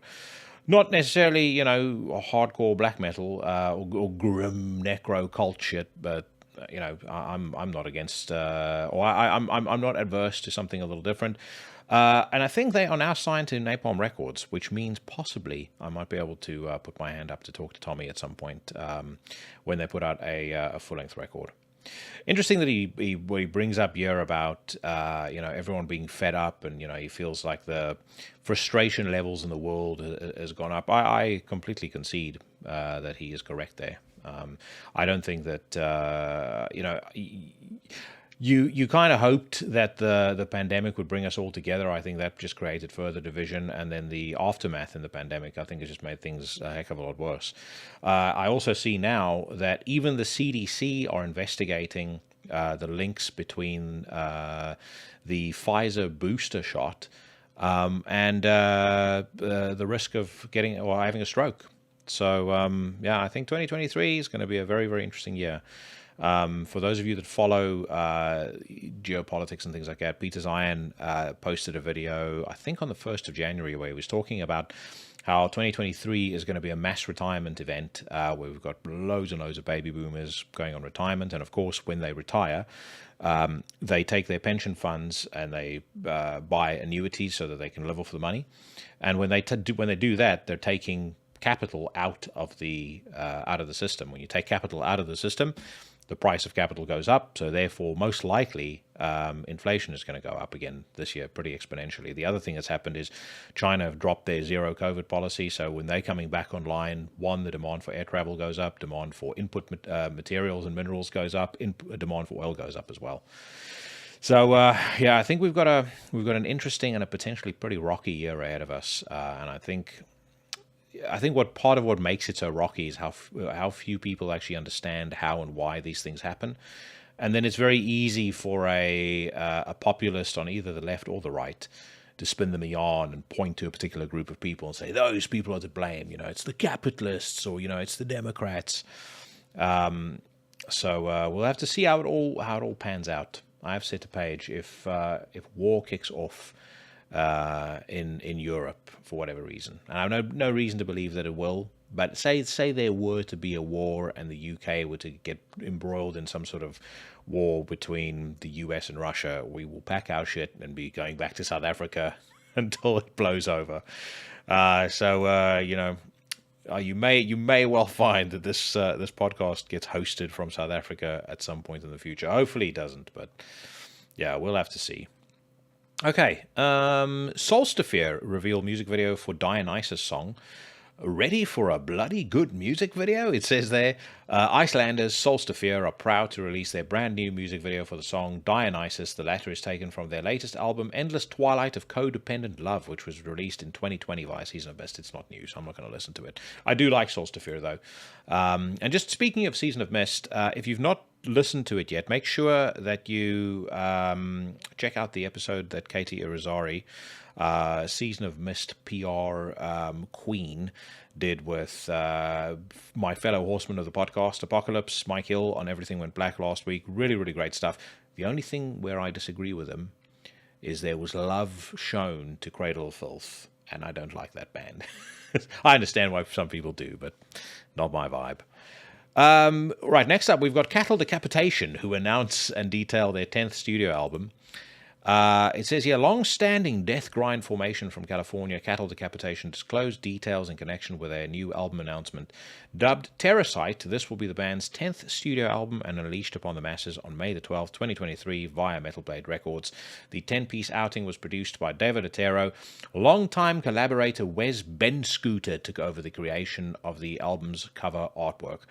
So anyway, I'm going to not dwell on. I'm not going to read through all of this stuff about the concept of the record and stuff like that. I'm just going to summarize very quickly for those that don't know. Some 14-year-old guy, fucking loser somewhere, basement dweller, leaked the details of the record, and he also leaked the album cover on Reddit. And Travis Ryan of Cattle Decapitation was absolutely furious. Posted a very, very angry message about it on his Facebook. And so the hand of the Metal Blade folks were kind of forced, and they released details of the album. I'm a very big fan of Cattle Decapitation. I love Death Atlas. I love the previous record even more. But I have to say that if you've not seen the Cattle Decapitation cover yet, and you're not watching this on YouTube, then make sure you head over to just go online and check it out. It's the fucking worst album cover, maybe of the last 2 decades. I mean, that is how bad it is. It looks like the villain of the movie Ants. I mean, it's nothing scary about it. It looks like a fucking cartoon. And I mean, firstly, I'm astonished to actually read comments on social media where people say that it looks great. I certainly can't, I'm certainly looking forward to the record. I'm sure the music's going to be, absolutely sensational. But this is one of those things where if I were the band and I got this back as a proof of concept from Where's Ben Scooter, I would have gone for a little do-over. I mean, you can get a child to fucking scribble something more frightening than that.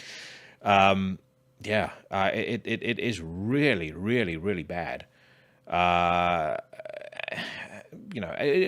bad to a point where I almost feel it undervalues the band.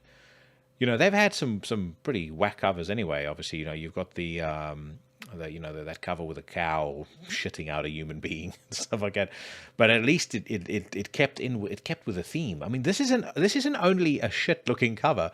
It's so fucking bright. It looks like it's being. It looks like it was drawn on a 2000 nit OLED TV.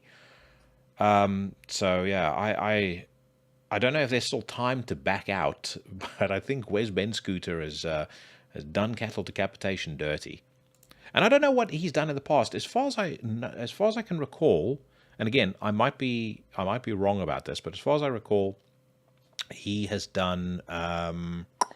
He did Divine Intervention by Slayer, and he's done a couple of others. I like that Divine Intervention cover, but this is fucking terrible. No other way to describe it.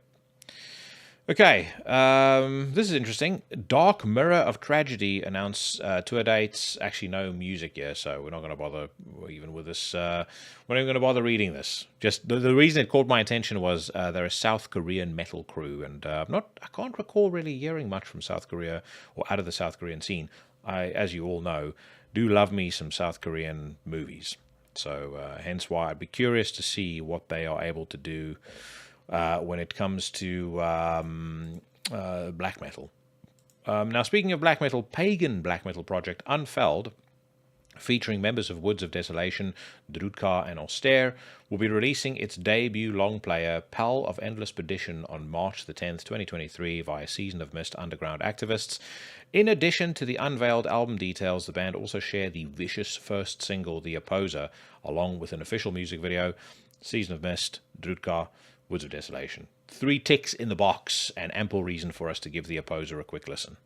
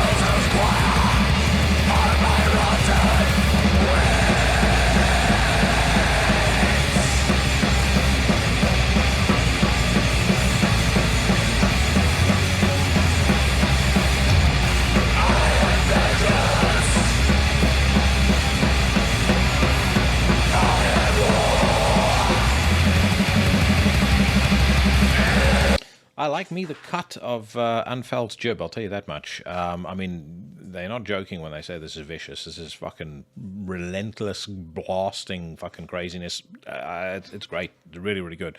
Like the vocals, like the riff, very old school vibe. Nice kind of rough, crusty production as well. Good stuff. Very much looking forward to hearing the rest of this. Let's get back to it.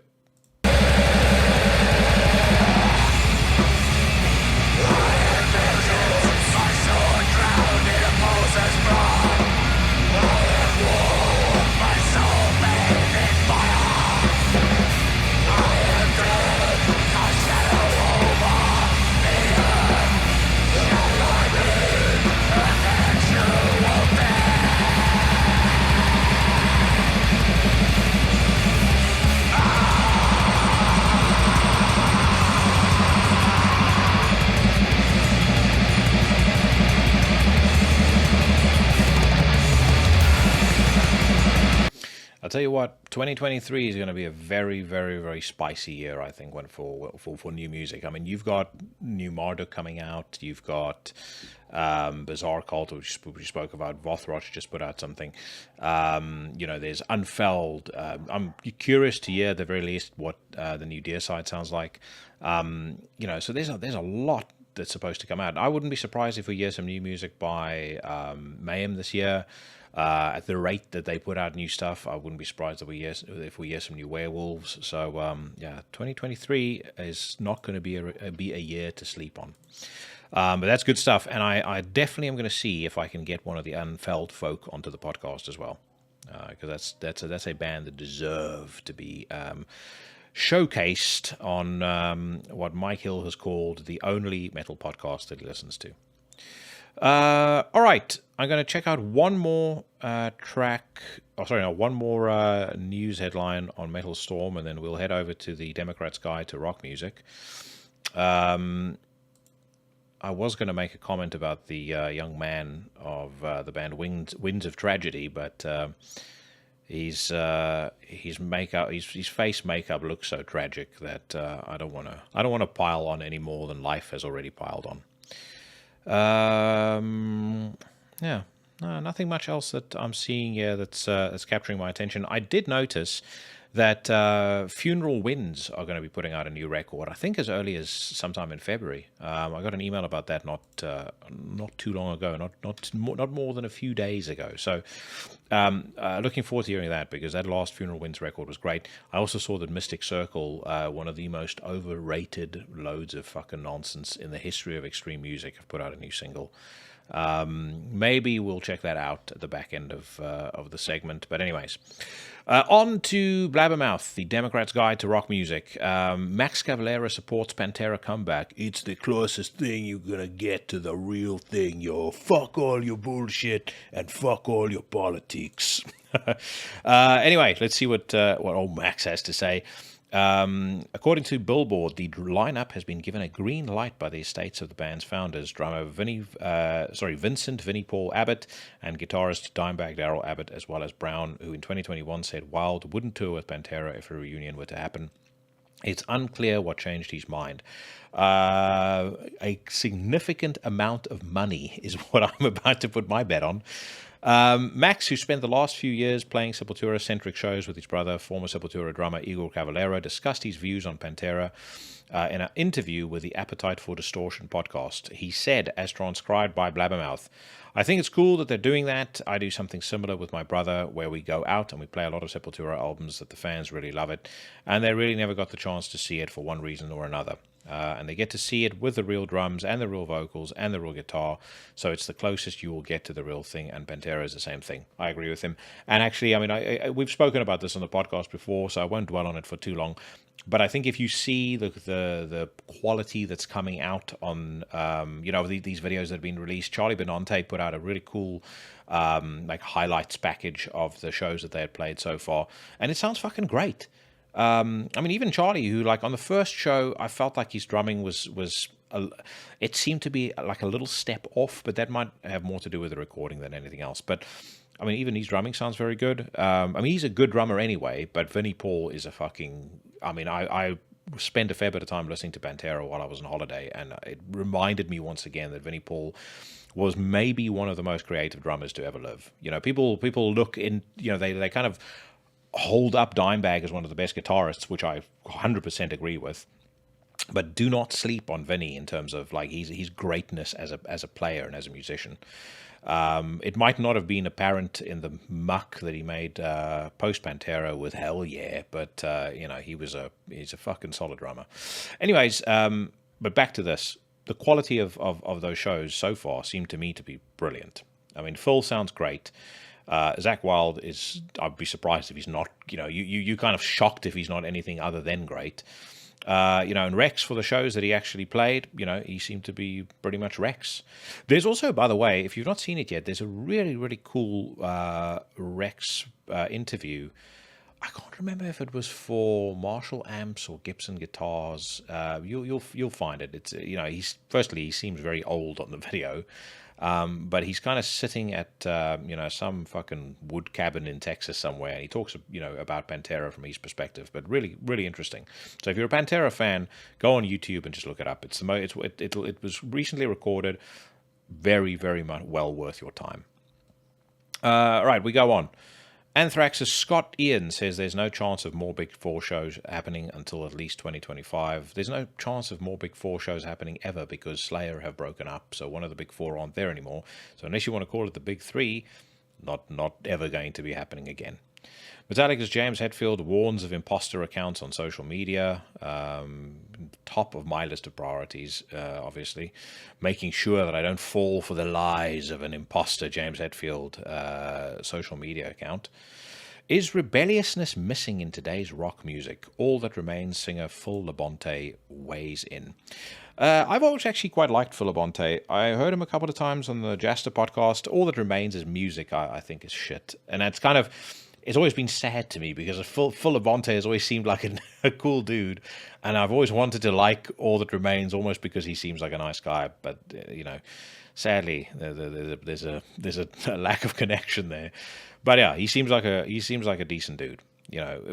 Pretty moderate in his thinking, I think. Of course, knowing how some folk operate. I bet if I went onto Twitter, I'd find lists of how he's extreme and far right and white supremacist, but, fuck those idiots. Anyway, it says here, during a recent appearance on the Create Your Own Life show, All That Remains vocalist Phil Labonte spoke about the relative absence of abrasive rock groups who challenge all the norms and offend parents but are still adored by young fans. He said, as transcribed by Blabbermouth, I think that the rebellious nature of music a lot of times historically has come from the fact that the right kind of had cultural dominance in the United States, and I think since probably the mid-90s that has been changing or has changed. So now the left are having cultural dominance and also having political dominance, because essentially the left really sets the tone for the US and the right in the US kind of responds. But because of that, I think the musicians have had less to rage against. I think musicians tend to feel like they align on the left more and they align on the right. And part of that's because I think the narrative that surrounds the two. So a lot of people that are musicians that are on the left are kind of happy with the things that are being asserted assertively by government. I think he's kind of right. I'll definitely say one of the interesting things has been the sort of switch in left and right. I mean, the left, in my view, have just gone off completely and utterly off the rails, especially in the last 2 to 3 years. Trump derangement syndrome notwithstanding, various other issues also forced them off the rails, completely. And I think they've estranged a lot of people. Now, you could look at it and say that the right was cynical and, in saying, well, you just come, if you don't want to be on that side of the house, the tent is large and all inclusive on our side. But I do think that at least the center right has been evolving into something that potentially, if people kind of stop and actually see who's part of that, or at least see what folks that are in that group are talking about, it might be a little bit more palatable to them. I mean, fringes and the extremes on either side, those people should be airdropped over the Pacific. As far as I'm concerned, they don't contribute to anything positive whatsoever. But, and I also will say, I think the right's preoccupation with abortion is fucking stupid, and it's not doing them any favors. And it's also not, it's just idiotic. It misses the point of some of the more important things going on in the world. But, that being said, I do think I think it's good that they've kind of evolved, is really what I'm trying to say. But is Phil Labonte right in that the right had cultural dominance in the US? I mean, I didn't grow up in the US, so I don't know. But as I had always seen it, I would say, I mean, they definitely didn't have political dominance, because you had Jimmy Carter as president in the late 70s. You had Reagan, for 8 years in the 80s, but then you were back to a Democrat again. So it's kind of flipped back and forth. I just think there was I think a lot of the bands maybe in the 70s and the 80s, I think many of them were classically liberal, and I think there was still quite a significant sort of influence by more authoritarian religious groups, and those groups have become minimized in society, or their role in society has become minimized. That has created a vacuum, and that vacuum has been filled by the fringes of the left. So I think that's kind of what happened. And I think the rebellion came from a lot of that. But I think, nowadays rebellion is if you truly want to be a rebel, you're probably singing about shit that it's going to get you cancelled. So, I don't know. I don't want to ramble on, but I think you guys probably see what I'm driving at. Maybe I should see if I can get Philibonte on the podcast. I don't know if I'll be able to, because I think it might be a bit big time for Into the Necrosphere. But he's one guy where I always say I only get people on the show whose music I like. He's one dude who I would make the exception for, because I would quite like to speak with him. Anyway, it says here, Labonte says he is very pro-individual liberty and admits to liking the Libertarian Party sometimes. He also talked about how some All That Remains fans may be put off by his outspoken nature when it comes to his political views. Everyone's put off by folks being outspoken nowadays. But, then again, if you're going to go through life being, a milquetoast person who just aligns to... or aligns their views to what's popular at the time, that also says a lot about you as a person. Okay, let's move on. Die Humane, featuring former Exodus guitarist Rick Hunolt and ex-Typo Negative drummer Sal Abruscato, have released a new single called Oblivion. I've never heard of Die Humane before, but I think we did talk about them actually a couple of weeks ago when they first announced that this project was going to come off the ground. It's apparently a new avant-garde alt-metal band featuring Rick Hunolt of Exodus, formerly of Exodus actually, Garrett West on lead vocals, Sal Abruscato of Typo Negative and Life of Agony, and Joshua Vargas on rhythm guitar, bass, piano, programming, blah, blah, blah. The album that they're putting out is called The Grotesque. I am curious to hear what this sounds like. So I'm going to skim down all of the lengthy quotes that they've got included there, and we're going to move on to this tune and give it a quick listen. So, the song is called Oblivion. The band Die Humane, as I said. Let's hear if it's any good.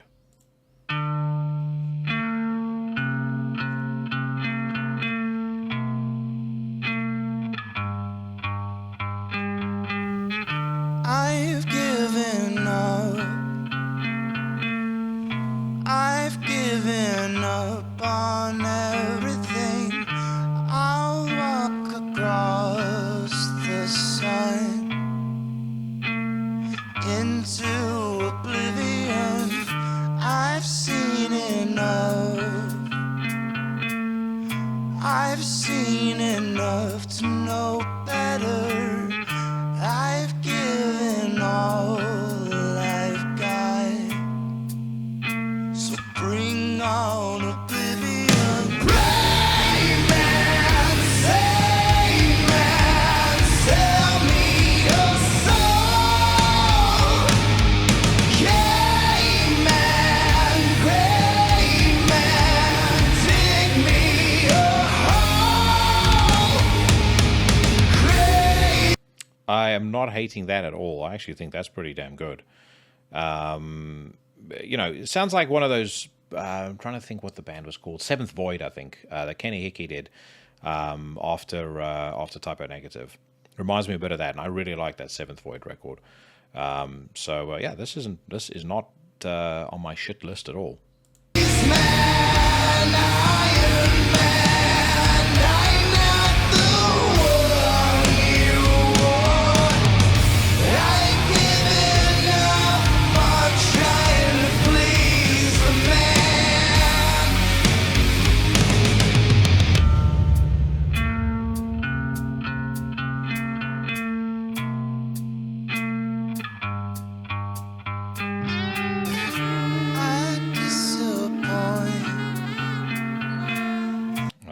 There's a saxophone alert, though. I'm not. Yeah, let's hope that saxophone doesn't get more pronounced as the song goes on, because unless you're Ken mode, and one or two other very rare exceptions, the saxophone is not my game. I disappoint my family. They think it's sad that I long for oblivion. I know enough. I know. Okay, it's losing 2 points for that fucking for that fucking saxophone. But it doesn't sound bad. I'll be curious to hear what the rest of the record sounds like. All right, I'm going to wrap up with this one, actually. So we're going to skip Mystic Circle, because, as a matter of fact, no, fuck it. Let's not even bother with any other stuff. Let's just go straight to Mystic Circle. I was about to say, I'm going to skip it because it's going to be rubbish. But who knows? Last year, I was very pleasantly surprised by the likes of Watain and Dark Funeral, two bands that I thought were both atrocious. So you never know. This might actually be pretty decent. So Mystic Circle, The Scarecrow is the name of the song. It's taken from the album Erza Daemon, which is out on March the 17th, 2023. Fire Flash Records. Never heard of them before in my life. But let's see if this can be one of the first big surprises of 2023.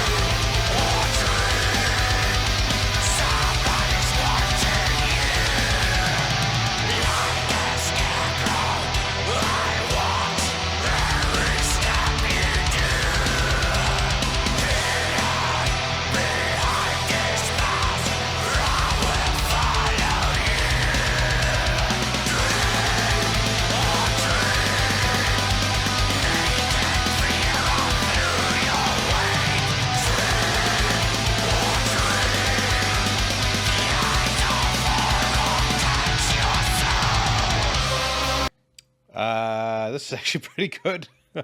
I was not expecting that at all. I mean, it's not top tier, but it's definitely not F tier, which is what I put Mystic Circle in previously. And maybe I should clarify where my dislike of that band comes from. I mean, a lot of it is due to kind of having had them forced down your throat a little bit in London for, between 2003 and 2006. They seemed to be the opening band of just about every fucking major name that came through town. And when you're excited about seeing Morbid Angel for the first time, or you're excited about seeing Deicide for the first time, you're not in the mood to listen to something that you don't know. And so I always used to just wish it could fucking end. But yeah, this isn't bad at all. Good riff, decent vocal. The lyrics, they sound a bit iffy, but anyway. Drums are good. Music video, bit shite, but the song is pretty palatable by all accounts, in my view.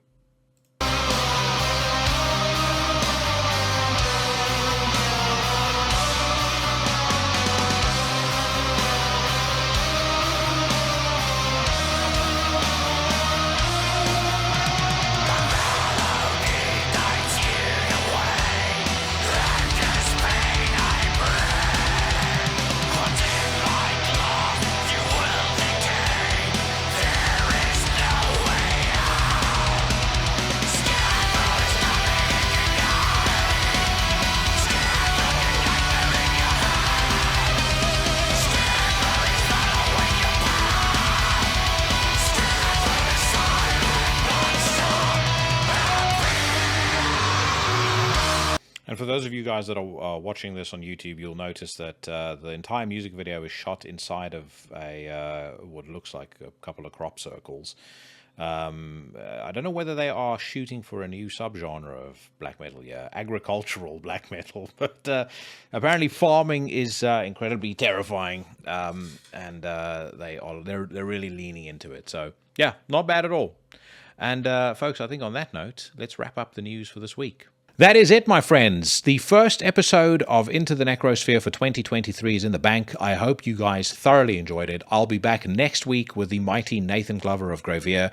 We are counting down, or we're beginning the epic countdown of my favorite records of 2023. Nathan's going to share his top 10 records. I will be counting down from numbers 30 to 21. And then, of course, remember, January 31st, mark it in your diary. There is going to be Into the Necrosphere live. So who knows what's going to happen there.